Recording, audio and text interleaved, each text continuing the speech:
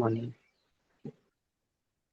Om Sadashivasamarambham Samarambham Shankaracharya Shankaracharya Madhacharya Paryantam Vande Guru Paramparam Om Sahanavavatu Sahanau Bhunaktu Sahaviryam Karvavahai Tejasvinavadhitamastu Mavidvishavahai Om Shanti Shanti Shanti Om Tat Sat Om Namah Shivaya. Good morning. Om Tat Sat. Om Namah Shivaya. Om Namah Shivaya. So we are in Tritiya Mundaka Pratham Khandaha. We have finished the fourth mantra, and with the fourth mantra, the essential teaching has been completed, and now the Shruti begins to outline the phalam, the jnana phalam from the fifth mantra. So we will chant. Satyena labhastapasa hesha atma. Satyena labhastapasa yesha atma. Atma. Satyena labhyastapasa hesha atma. Satyena Satyena labhastapasa labhastapasa yesha yesha atma. atma. Samyak jnanena brahmacharyena nityam. Samyak Samyak jnanena jnanena brahmacharyena brahmacharyena nityam. nityam. Antah sharire jyotirmayo hi shubraha. Antah Antah sharire sharire jyotirmayo jyotirmayo hi hi shubraha. shubraha.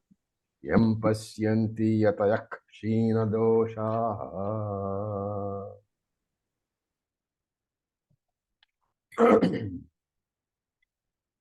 Okay. So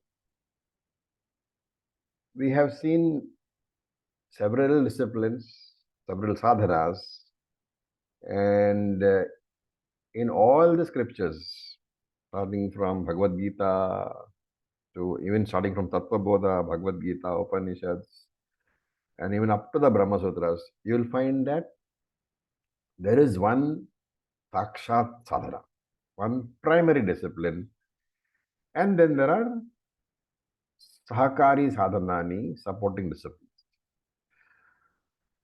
So the primary discipline here is what? Jnana Yoga. And the Sahakari sadhanani is that which gives you the qualification for the Jnana Yoga, that which gives you Chitta Shuddhi, Jnana Yogyata.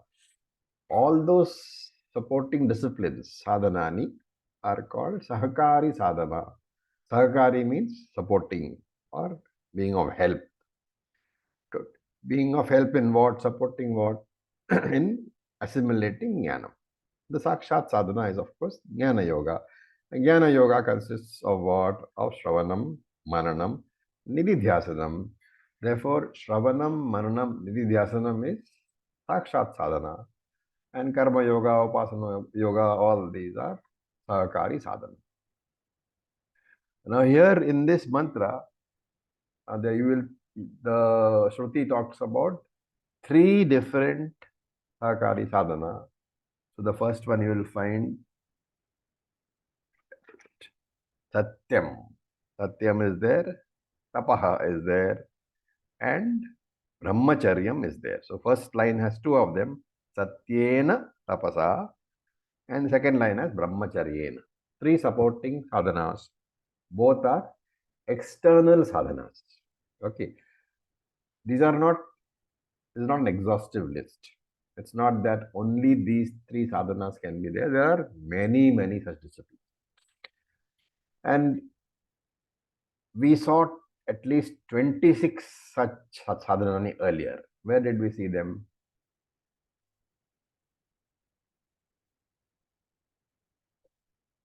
The very number 26 should jog your memory. Hello, Raviji, it was in Bhagavad Gita. It was in Bhagavad Gita. Okay, so that Sankhya? Sorry.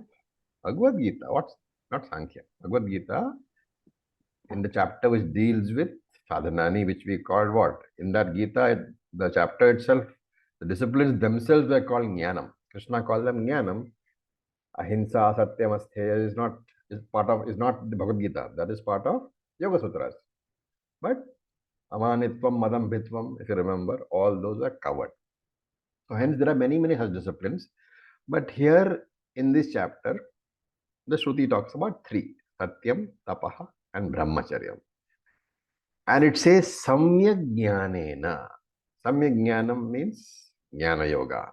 Jnana Yoga, Samyak is complete. Jnanam, of course, is Jnanam. Samyak Jnanam means the complete approach to Jnana Yoga, to Jnanam, which is Jnana Yoga. So the primary sadhana, Sakshat sadhana, is being mentioned, is being indicated by the word Samyak Jnana. And Samyak Jnanam refers to three separate but integrated disciplines: Shravanam, Mananam, Nididhyasanam. So we say that when you do Shravanam, I mean, in traditionally, during Shravanam, the students were not allowed to ask any questions.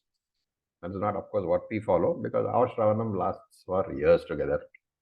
So if you have some doubt in 2023, by the time we finish the Gita, it will be 2028, and then you would have forgotten the doubts. So we don't follow that discipline. But traditionally, because it was a setting which is a Gurukulam, and therefore the chapter-wise or topic-wise completion was quite much earlier.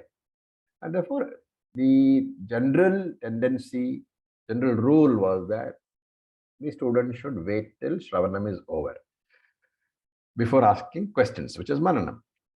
And generally, what is the logic for that rule? You will find that if you are doing Shravanam and some doubt comes and you just write that doubt down, park it and wait, you will find that some future classes, future Shravanam may remove the doubts of this past Shravanam. And therefore, once complete Shravanam is over, if there are some doubts which were not removed, then you go to Mananam. So that was the reason. Okay. So along with Shravanam, Mananam, Nididhyasanam, Shruti is now saying that there should be some supportive sadhana also. And he says, Satyena labhya tapasa hi atma, hi esha atma. So Satyam here is not to be connected to Satyam Jnanam Anantam Brahma. Satyam here is the virtue of truthfulness, honesty, truthfulness in speaking. And Shankara says, he adds a very important word. Satyam means yathartha. Yathartha means as it was. Yatha, artha, as it was. A very beautiful definition of honesty. When you speak about something, it should be yathartha. Your word should be yathartha. Means you should speak exactly as it was. Don't have to, embellish it or with some other aspects which are not there. And why do we say that? Because generally, to accept the truth is not very comfortable. And therefore, here the idea is that you should be accepting the truth, whatever it is.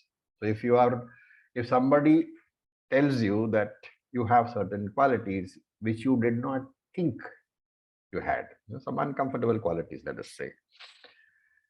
So it attacks your self-image. You think you are a very charitable person, let us say, and somebody says, no, you're very, very stingy about money. So that somebody, is he speaking yathartha? Is he saying what is the truth? What is your real nature? Is it that your image is that I am charitable, but really speaking, you are not? So to accept that uncomfortable fact, that is also part of Satyam. Unless you see the truth as it is, yathartha, you cannot address the problem. A problem can be addressed only when it is completely and fully known. Okay. Now, in his commentary, Shankara says that there are many of these values. You have here 3 values are there: Satyam, Tapasa, Brahmacharya, right? And Shankara says that the word Nityam should be added to all these values. So Nitya Satyam, Nitya Tapasaha, Nitya Samyajnanaha, Nitya Brahmacharyaha. Now, when you look at the virtue of speaking honestly, almost all scriptures talk about it. Even Yoga Sutra, Ahimsa, Satya, Asatya. Asatya is there also, right? Everywhere we talk about Satyam. And therefore, Satyam is a universal, code of conduct. Is also specific.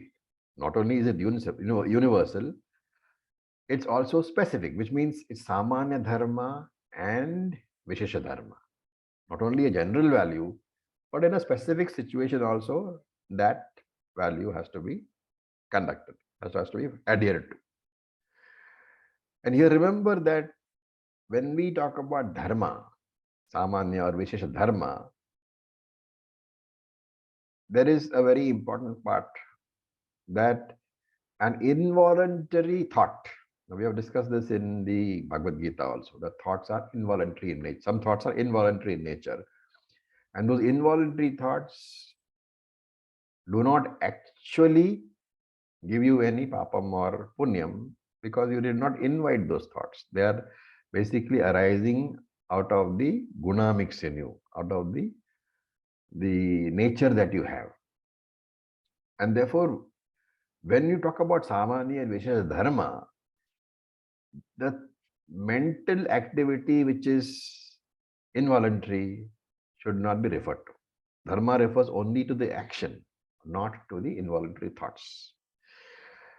In fact, in Mahabharata, when Krishna was advising Duryodhana to avoid the war, so he tells in so many words, he tells Duryodhana, there are many sinful thoughts in your mind, but he says they have not yet been converted into action. And therefore, at the moment, you are harboring only thoughts in your mind. Papam has not yet been attracted. Right? That's very important. You are harboring only thoughts. You have not yet attracted papam. And then he advises, like, give back the kingdom and you will not be tainted by papam. The idea here is that involuntary thoughts one should not worry about because you don't have any control over them. What you should worry about is, am I nurturing those thoughts? Is it possible for me to dismiss those thoughts? Okay. So why am I saying all this? It's not completely irrelevant. Whenever we are talking about honesty, what is it that should be tackled?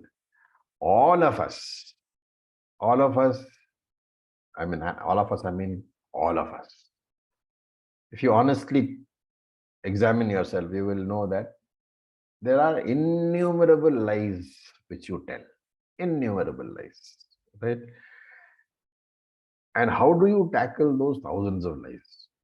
So take any one day, a representative day in your life, and write down the majority of the lies that you have spoken that day. It need not be told to anybody, strictly confidential, right?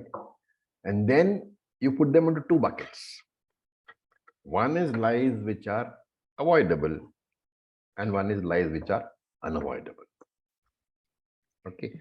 And when I say unavoidable, again, honestly unavoidable. There are always some lies which are completely unavoidable. Okay, so you tell those lies. And then what happens? Then you say, okay, today I have spoken, say, 5 lies, which were totally unavoidable. And therefore, what should I do? Some sort of penalty I should have, some sort of penance I should have, prayashchitam. And therefore, every lie, and I'm talking about unavoidable lies, for every unavoidable lie, let me say that I do one mala of Om Namah Shivaya, Om Namo Narayana, whatever I'm doing. One mala for each lie. And Shastra indicates that if you honestly attempt to work on yourself in this manner, and Ishvara support is there. What about avoidable lies? And the answer is simple, right? You try not to get into that situation at all. Avoidable lies, by very definition, you avoid. Unavoidable lies, you make a list and keep doing prayashchittam for each lie. Over a period of time, what will happen? The list will decrease. The number of items in the list will decrease. This is all tapas. Okay. Tapas has several meanings. So, any spiritual sadhana can be called tapas. For example, pranayam is a tapas. Pranayam is literally a tapas. Shravanam is a sadhana, spiritual sadhana. Shravanam is tapas. Maranam is tapas. Nididhyasanam is tapas. Fasting is tapas, providing it is associated with Ishvara. Fasting for your health is not tapas. If you go eaten too much and you're not skipping a meal, that is not tapas. But on a particular day, Shivaratri day or something, you have fasted. Ishvara in mind, so that is tapas. And Dhanam is tapas. Yajna is tapas. And Shankara gives a very specific meaning. He says focus of the mind, focusing the mind and focusing the sense organs at the time, and specifically at the time of Shravanam. So sitting there with your sense organs withdrawn and your mind completely concentrated, that is also tapas. But this is Shravanam time, right? Manusmriti has a definition. Manascha indriyani aikyagram param tapaha. The oneness, the focus, oneness, one-pointedness, manascha indriyani, of the mind and the indriyani, paramam tapaha, is the highest tapaha. And that is what Shankara picks up. Highest tapaha is the focused state of the mind, which means the indriyas are withdrawn from the external world also. Right? Therefore, for a sadhaka relevant to us, the primary tapas is what? Sitting in class, completely focused mind. Other kinds of tapas, fasting, etc., they have a secondary importance perhaps, but they are not the primary focus at all, since they have no role in jnana. In fact, if you are focused more on ritualistic tapas, there are very elaborate tapas prescribed in Shastra, like one tapas is that you take the moon when it is waxing and waning. So you start on the full moon day and there you eat a full meal. And then every day after that, that's for the next 14 days, you reduce the meal by 1/14th of the amount. So on the first day, it will be full meal. Second day, it will be 13/14th of the meal. Third day, it will be 12/14th of the meal. And therefore, there will come a day on the 15th day when there will be no meal at all. And then you start in reverse. The next day, you add 1/14th of the meal, 2/14th of the meal, 3/14th of the meal, until on the full moon day, again you will have full meal. Right? So very, very elaborate tapasas. But then what is the problem? For a person who is focused on Vedanta, the focus is taken away from the teaching. He is focusing on these, sorts of rituals. And therefore, Shankara is not in favor. He says, for the sadhaka, concentration alone is the most important tapas. Why?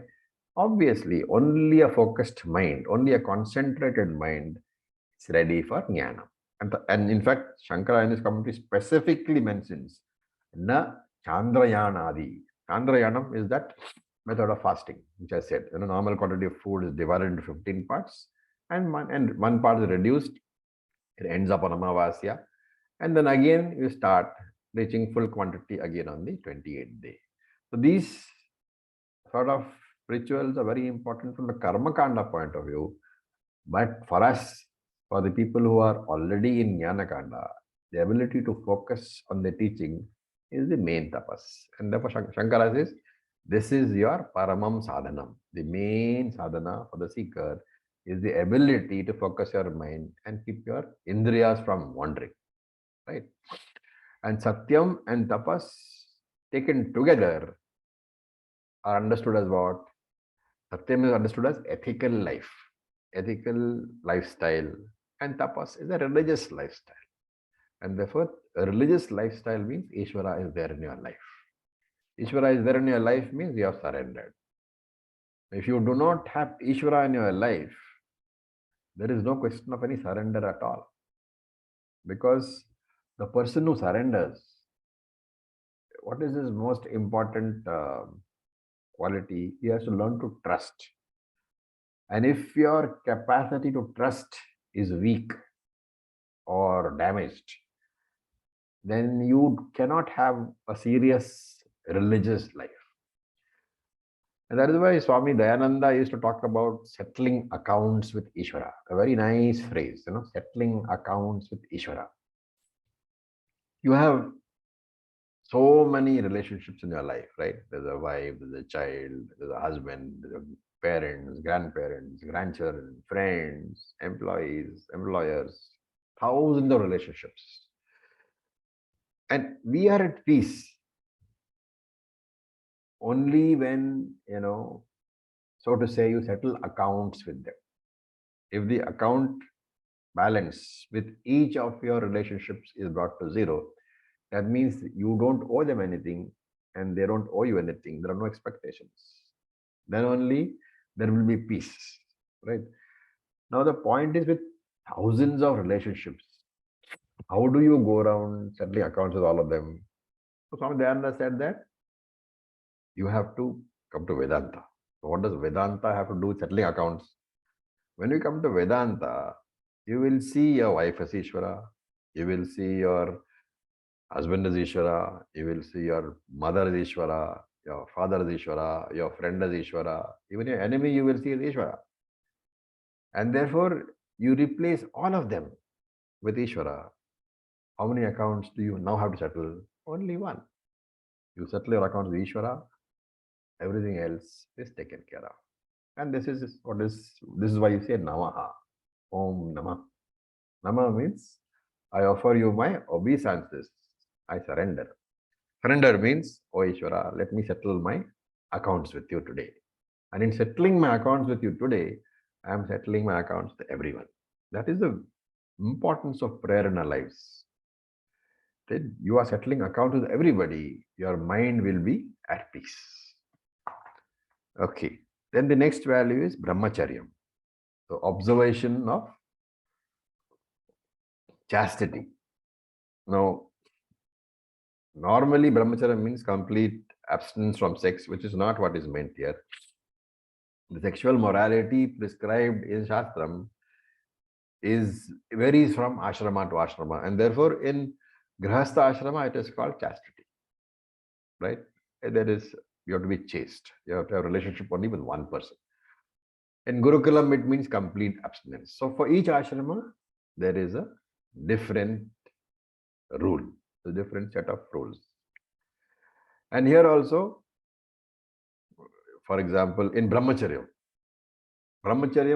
of course means complete abstinence, but brahmacharyam can also mean guru shushrusha, obedience to the guru, right? Which means that you listen to the teacher and not just once on Sunday morning, right? You have to spend a few minutes every day reading your notes or hearing your notes, hearing your recordings. Now, if you hear a recording again and again, it actually, the whole thing settles in your mind. That is also Shushrusha, obedience to the teacher. Very important value for a brahmachari. Brahmachari here is taken as the person who is studying Vedanta in Gurukula. And this is useful for not only the student, also for the teacher.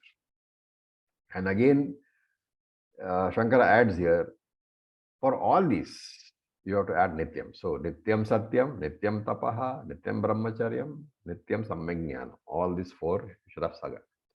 So, in this manner, it should be understood. There is a very nice, Nyaya. It's a rule, or it's called the example.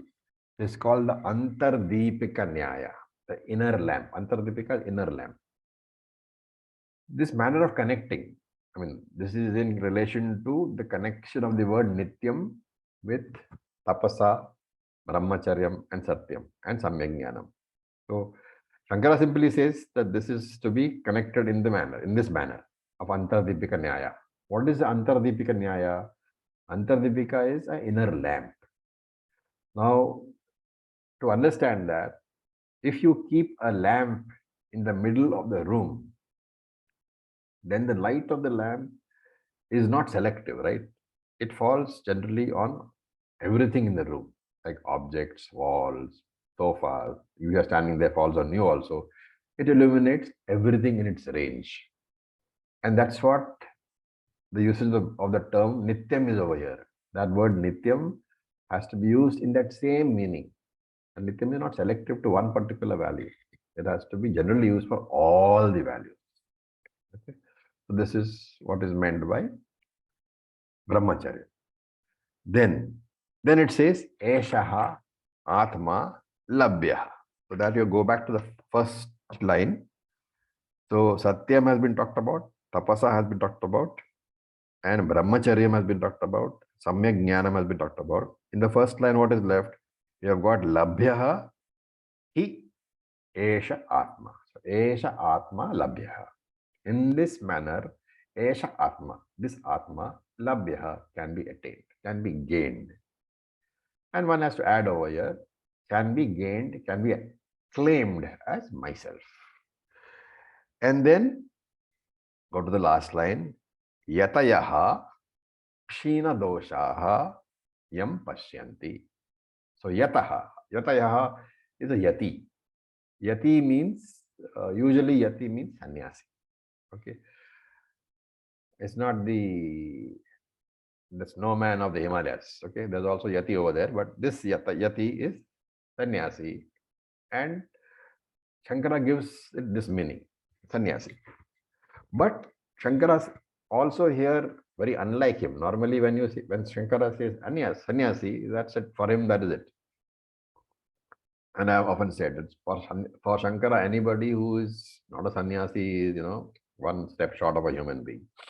But here, for some reason, he says Yatna Shilaha also is Yatayaha. Yatna Shilaha means Shila is a habit, a commitment. So Yatnam is the effort. Yatna Shilaha, the one who makes the effort with full commitment to follow all the spiritual sadhana. Which spiritual sadhana? In this mantra, it means these four only. Satyam, Tapasa, Samyajnanam, and Brahmacharyam. The one who makes the spiritual effort to follow all these four sadhanas, he can be considered Yati. And Yati is Kshina Doshaha. The Yati is Kshina Doshaha. He is free of dosha. He becomes free of all defects. And what are these doshas? What are these defects? The mantra doesn't say. So Shankara says, Krodha Adi Chittamalaha. So dosha means Chittamalaha. Chittamalaha means Chitta is mind, Mala is impurities. Chittamalaha is impurities of the mind. And he gives an example, Krodha Adi, anger, etc. So this Yati gets freed of all impurities of the mind, like anger, etc. So you can add here Raga, Dvesha, all sort of papams is free of. Therefore, when you follow these Sahakari disciplines, the secondary disciplines, all these defects will gradually go away. And therefore, the Yatis are finally getting Chitta Shuddhi, Adhana Chatushta Sampatti. And therefore, as a result, what will happen? They will come to Jnanam, they will do Shravanam, Maranam, Nididhyasanam. What will be the result? Yam Pashyanti. They recognize this, they recognize the Yam. Yam here is that. That is at one Atma. And what type of Atma are we talking about? You have to go to the third line. Jyotirmayo hi Shubhraha. Jyotimayaha means in the form of the flame, so self-evident light. And Shubhraha is pure. So therefore, Chaitanya Jyotihi, Shuddha Chaitanya Jyotihi, pure light of consciousness. That Atma, Yam, Eka Atma, is in the form of self-effulgent consciousness.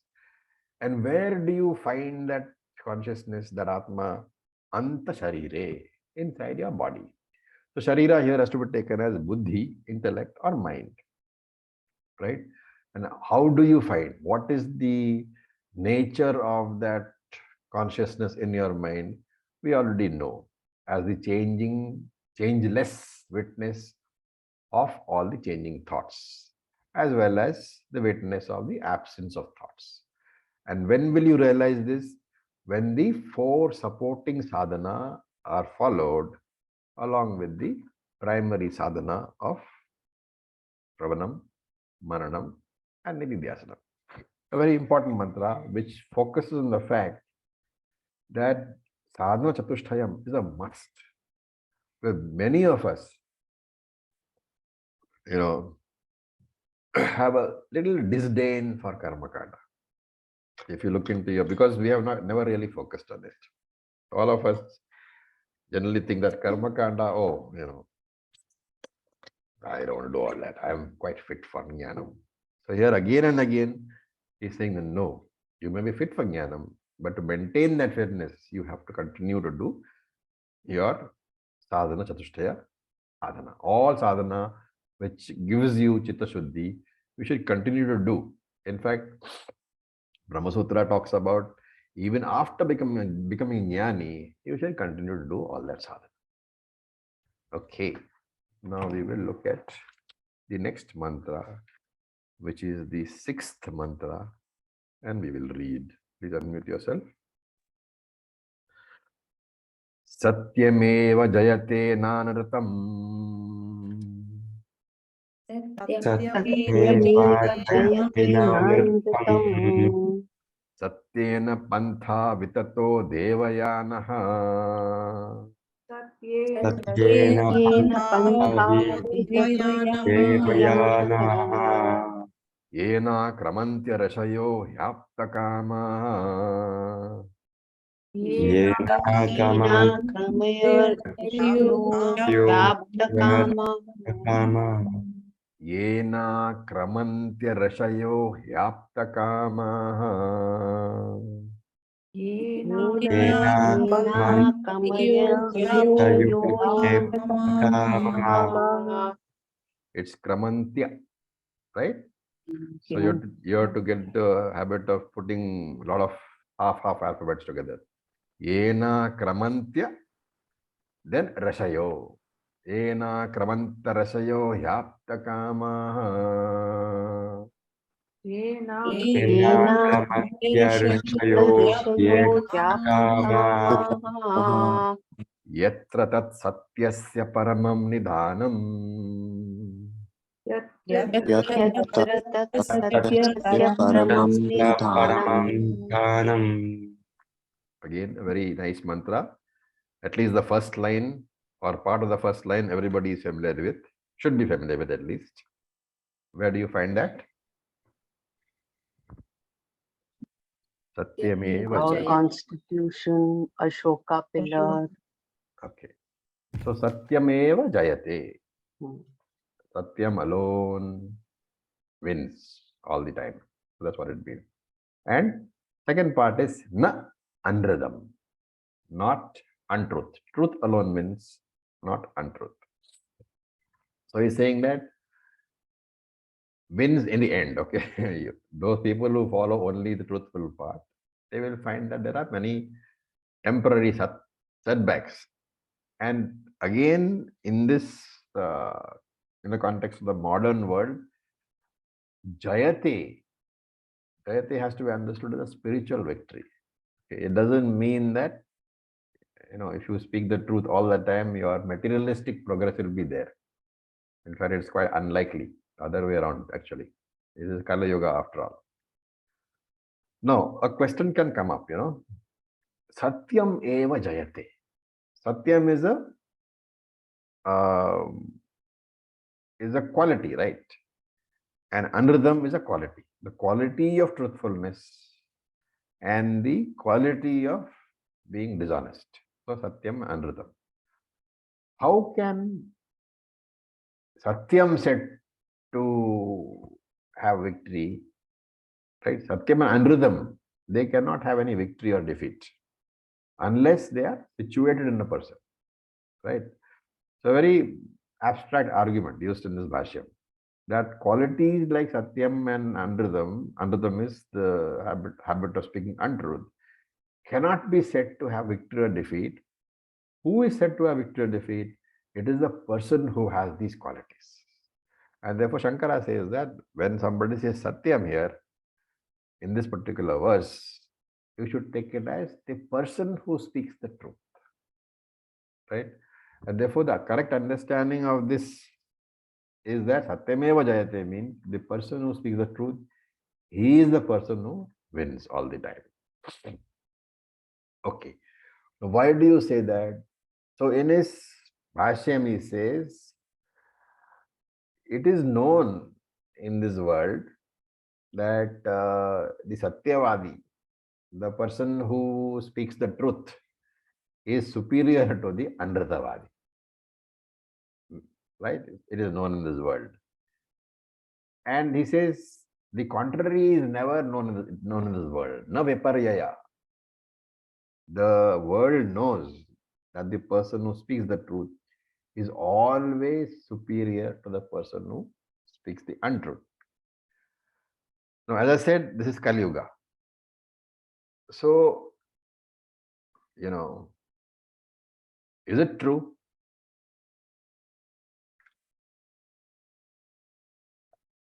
In Kali Yuga, is it true? Is it true that the person who speaks the truth always ends up the winner? So you can look at it in one simple way, that if you are speaking the truth, you're an honest man, right? So you're speaking the truth. And you expect that the truth will be recognized for what it is. So if I am asked something which I have seen, which is the truth, I will just give the answer without laying a foundation because I expect that the truth itself is evidence. But really speaking, what happens, supposing there is somebody who is, wants to show that what I am speaking is not the truth, he will tell an untruth. And if you have to tell the untruth, first you have to lay a foundation, right? You will lay a foundation, you will get some witnesses, you will lay a big story which looks very plausible. So finally, when the two stories come out, I tell my story without any other, foundation. I just say this is how it was. And that person, he tells the false story, but he gives all the supporting evidences which he has already put into place. And therefore, it looks like I am not speaking the truth and he is speaking the truth. And therefore, untruth actually wins. And this is more and more, evident in today's world, right? So this cannot be what is being meant here. What is being meant by saying that the person who speaks the truth wins? Really speaking, we don't, in Shastram, we don't say that you are punished for your sins. We say that you are punished by your sins. It is not that because you do papam, you undergo some sort of a punishment by the Lord. The papam itself is the punishment. So you are punished by the Lord. And the Lord in the form of the papam itself. The papam itself punishes you. How do you explain this? Okay, supposing for example, I rob a bank, let us say, right? What are the problems after that? There is continuous ill feeling in my mind. The internal conflict is there. My mind is never at ease. That is the first problem. There is a possible jail term if I'm caught. So that Internal conflict of mind is, will I be caught? Will I not be caught? Can I enjoy my money in peace? All those things are there. So mind is not at ease. You are in continuous perturbed state of mind. Then if you are caught, there is a possibility of a jail term. Apart from all that, these two are drishtaphalam, right? Which are seen. Then there is adrishtaphalam, papam, for which you don't know what is going to be the punishment in the later life. With papam, you have to undergo. That papam will manifest as painful experiences. In keeping all this in mind, Shankara says, the world understands that Satyam means Satyam is superior. The person who speaks is superior because he doesn't have to go through all these problems. How plausible an explanation is that? For the person who doesn't have faith in the scriptures, it doesn't matter. All this is rubbish. But for the person who has faith in the scriptures, he would rather have a peaceful mind and the possibility of generating punyam rather than papam. And therefore Shankara says, therefore, Satyam is a very strong sadhana.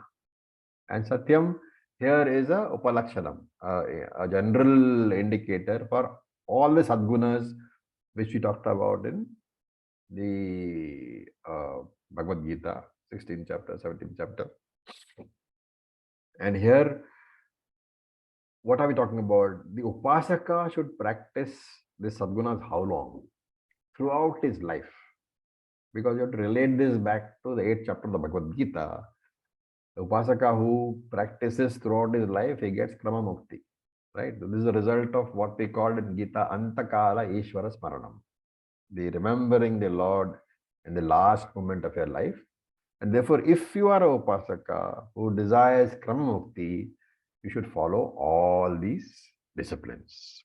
And therefore, he says here, Satyena Pantha Vitato Devayanaha. Now, you must be wondering why I brought in the 8th chapter, right? Why did I bring in?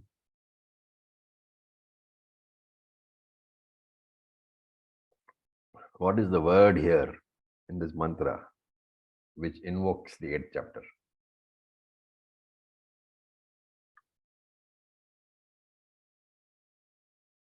Come on, guys.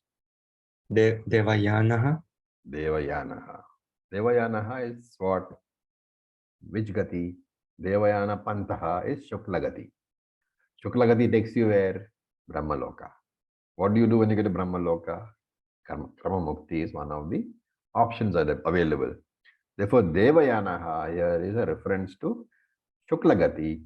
Shuklagati means it is Upasaka, right? Why can it not be Jnanam? Why do we say Shuklagati means Upasaka? Brahmaloka, the destination is through Shuklagati. Shukla. And with No, Shuklagati, Upasana. why Karma can't yoga and why Upasana. can't Jnani go through that? Hello, Raviji, may Yes. I try? Please, See, please, Jnani- Santosh. Anywhere, there is no Brahmalok, nothing. He merges with the Lord. He is already there. There is no travel. Absolutely, absolutely. Great. So, for a Jnani, there is no travel. He doesn't travel anywhere because he doesn't have anything to travel. His Sukshma Shariram, Sthula Shariram, everything is destroyed, right? So, whenever you say travel, we are talking not about the Jnani. We are talking about the Upasaka or the person who has done good karma. There is a difference. Good karma takes you to Swarga Loka, and karma plus Upasana takes you to Brahma Loka. All this we discussed in chapter number 8. So, he says, Devayanaha Shuklagatihi Vitataha. So Vitataha literally means paved with. Like you pave a road with bricks. So paved with what? Satyena.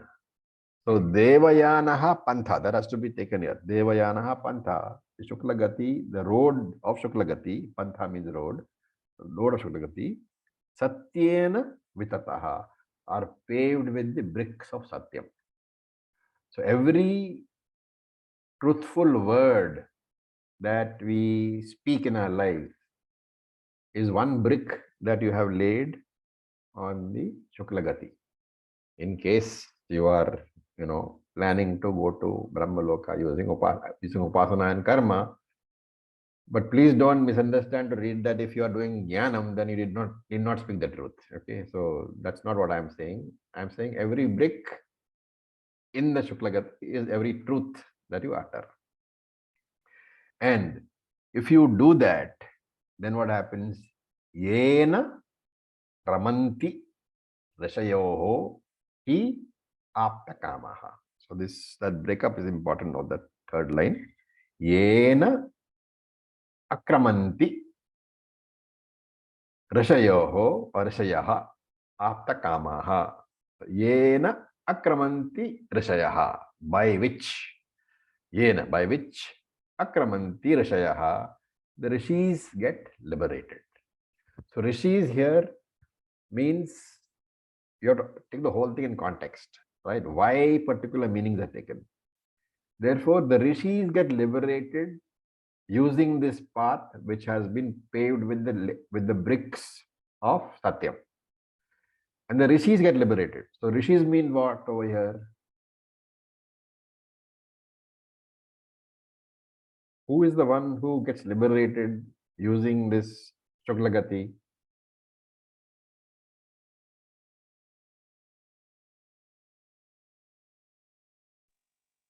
Come on, guys. The Upasaka. Saguna Brahma Upasaka. Okay. And therefore, Rishi here means Saguna Brahma Upasaka. The constant context, if you maintain, you'll be able to interpret these words quite easily.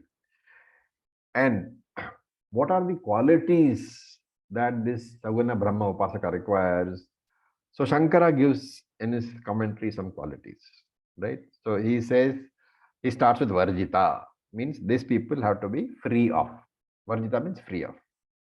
So Kahaka Varjita. Kahaka means crookedness. Your mind thinks of all crooked things all the time. That is Kahaka. So Kahaka Varjita, he should be free from crookedness. Then Maya Varjita. So Maya here is in the sense of Mayavi. Mayavi is what?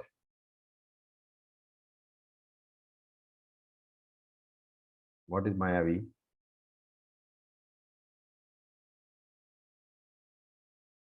It's a Hindi word.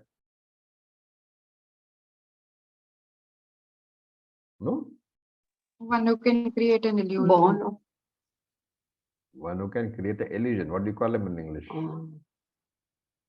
like a magician. Magician. Mm. Mayavi means magician. Therefore, Maya here means illusion or dishonesty, right? Not so here. Maya Varjita means free from dishonesty. This Maya is not the Trigunatmika Maya. Shankara is very specific. He's talking about the qualities, and therefore it cannot be Trigunatmika Maya because Trigunatmika Maya is for everybody. Nobody can avoid that. So Kahaka Varjita, free of crookedness. Maya Varjita, free of dishonesty. Then he uses one word called Shathya. Shathya Varjita. Shathya is, Shankara doesn't give the meaning, okay? So Anandagiri, the sub-commentator says that it can be taken as not giving dhanam, which is proportional to your income. So Shathya literal meaning is being a miser, okay? Miser means you don't give anything. But Anandagiri extends it. He says that a person who gives is still a miser, providing he is not giving dhanam in proportion to his income. So a person who earns 1,000 rupees and gives 10 rupees is much better than a person who earns 1,000,000 and gives 100 rupees. Right? So that is what he's talking about. The dhanam is not proportional to income. There also you are shatya. Ultimately meaning free of being a miser. Open-heartedness should be there. Right? Then ahankara varjita. Ahankara varjita, we are free of that meaning of that or the feeling that I am the greatest. Then dambha varjita. So dambha we have seen before in Bhagavad Gita. What does the word dambha mean? Dambho, darpo. You have to remember. all the words we have seen, they are all being used here. So dambaha means ostentation, being an ostentatious lifestyle. And especially in respect to your religious activities. So there is a definition in Sanskrit for dambha. It says dharma dvajitvam. Dvaja is a flag. Dvajitvam is the propensity to carry a flag. And dharma dvajitvam is the one who carries the flag of his dharmic activity. Which means what? The one who constantly talks about how great a man he is, how many charities he has done, how much he helps people. He may be actually doing it, but he is talking about it all the time. So that is dambaha. So dambaha varjita, very important, free from ostentation. And of course, anrita varjita, free from anritam, untruth. And this of course means that he speaks only the truth. Okay. Now these values are important not only for Jivan Mukti, but also for Krama Mukti. Why do we say Krama Mukti also is important? Because the context is Shuklagati, Devayana. And therefore you can say that it can be for both. Then the next word is Aptakamaha. So that word Hyaptakamaha is he plus Aptakamaha. He means indeed. Aptakamaha means all his desires have been fulfilled, which means he has been liberated. So this word can be taken as this person is free from ragadvesha, free from desires. Hence his activity is not driven by desire. Remember here that aptakama can be taken at two stages. One is as an advanced sadhaka and one is as a jnani. So if you are using the word aptakama as applicable to advanced sadhaka, then you have to take it as free from desires, which means free from ragadvesha. That is one way, right? And he still has a desire for liberation. Or he can take it as post your Jivan Mukta, post your Jnana, post that Jnani status. Then it refers to, Aptakama refers to Purnatvam, the lack of any desires, because you are everything. And what happens to such a person? Yena akramanti. So Yena here means Devayanena. That Yena has to be connected to the previous word Devayanam. Yena Devayanena, through the Shukla Marga, akramanti, he attains. He attains what? Tat satyasya yatra tat satyasya param nidhanam. Yatra means that place, that Brahma Loka he attains. And what does he discover there? Param nidhanam. Param is the greatest, prakrishtam, greatest. Nidhanam here means treasure, right? So the word nidhanam comes from the word nidhiyati. Nidhiyati means that which remains hidden. So that which remains hidden, how? Purushartha rupena, in the form of the moksha purushartha. So nidhanam here is that treasure which is the moksha purushartha, which is actually hidden. And therefore, because it is hidden, it is not apparent to all of us. And it has to be gained through knowledge alone. Okay, with this we'll stop for today. Any questions? Again, two very beautiful mantras, okay? All these mantras are worthwhile committing to memory and using them in your parayanam, daily parayanam. So anyway, next time you see the Ashoka pillar, you can always know where it came from. Satyameva jayate. That is the minimum benefit from this class. Okay. If otherwise, no other benefit is there. I didn't understand the meaning of dambha. You said that person talks about his good deeds. Damba is, yes, he talks about all his achievements and especially dharmic achievements. So if you are a person who does a lot of dhanam, the dhanam is supposed to be done best when you don't talk about it. Like the really great, charitable people, they remain in the background. They never give their names out, or they don't have written everywhere that I gave this much, I gave that much. That virtue of dhanam is supposed to be most effective when you don't talk about it. And in any case, normally also, when you do something and you keep on beating your chest about it, that is called dambha. That I came first in class, I have done Brahma Sutra, I have done Vedanta class, every Sunday I go to class. You go to class, but you don't have to talk about it. Talking about it in the sense of boasting, that is called dambha. Dambha varjita means you should not be talking too much about yourself, what all activities you have done. So this is in dharmic context, not in when you're going for an interview. Okay, I'm not saying don't when you go to an interview, don't list out your achievements, because that is necessary over there. Got it. Thank you. Okay, so with this we'll stop for today. Om Purnamadav Purnamidam Purnat Purnamudachyate Purnasya Purnamadaya Purnam Eva Vasishyate. Om Shanti Shanti Shanti. Om Tat Sat. Om Namah Shivaya. Thank you for your patience. Namaha Shivaya. Thank you, Acharya.